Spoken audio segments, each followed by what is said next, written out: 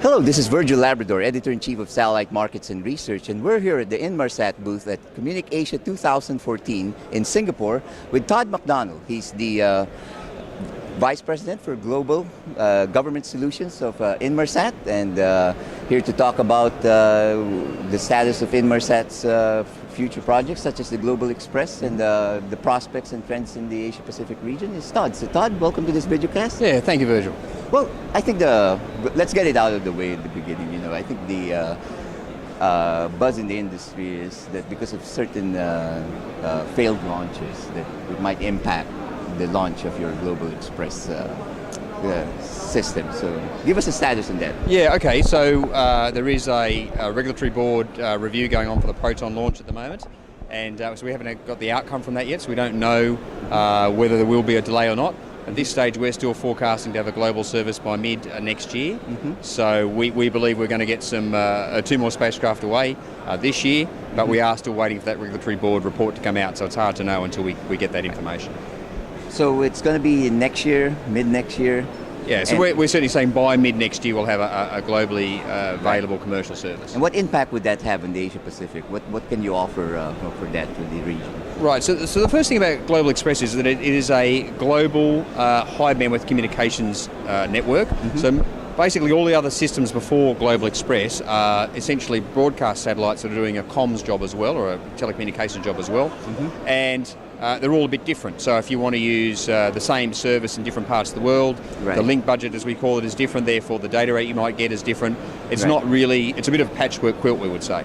So, right, so Global Express is all about one service globally. You get the same quality of service using the same antenna, mm-hmm, on the same tariff, on the same bill. So you're not worrying about which part of the world you're in versus what, right, sort of service you're going to get. And what vertical markets would benefit from that? Right, so Global Express is, we have some very key vertical markets, mm-hmm, principally aviation, mm-hmm, commercial maritime, mm-hmm, and government, and certainly in the enterprise space we call it oil and gas, or the resources sector. So they're, right, probably 4 of the key markets, but we think anybody who wants a global connected service is going to be interested in Global Express. Right.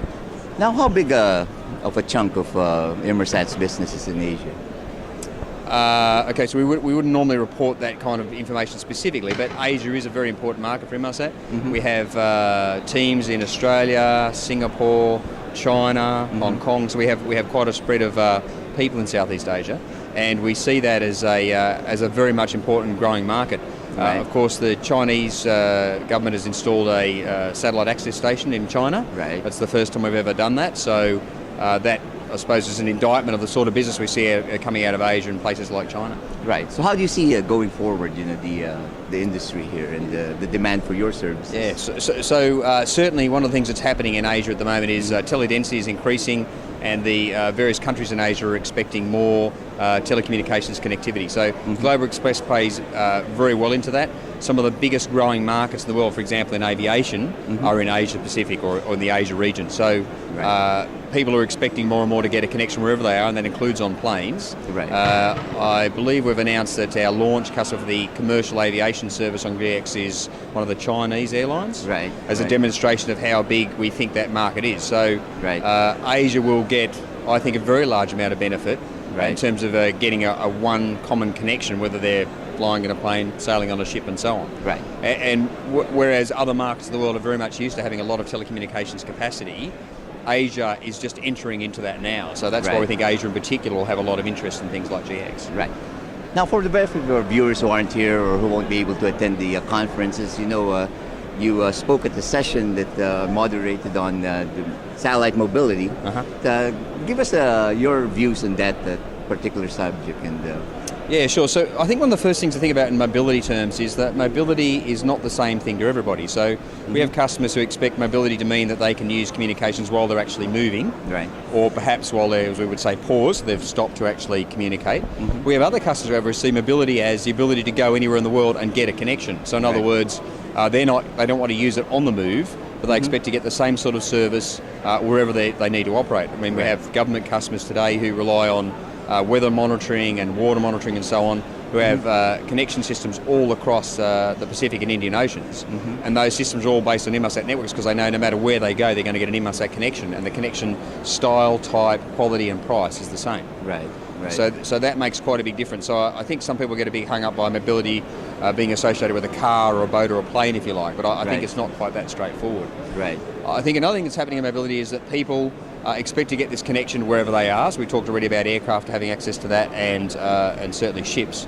But you'll see new technology we're bringing out, such as the ISAT hub. Right. And this is a very small A5 paperback book size satellite terminal. Right. Because people want to be able to run around with something very small in their bag or whatever. Right. And be able to get a connection for their smartphone wherever they go. Right. And so Inmarsat's invested both in its L-band technology and in its Ka-band technology. We've made a recent announcement investing in S-band technology for the European aviation market. Right. So you're seeing us picking up all sorts of different technology streams, all to deliver an available mobile communication service wherever you are on the planet, outside of the poles, basically. Right. So mobility is at the heart of what Inmarsat does, and Inmarsat looks to make sure we service people's mobility needs, be they a need to communicate on the move or be able to go anywhere and still be able to communicate. Right. Well, thank you, Todd. That's a real good overview, and good luck to you for the rest of the show.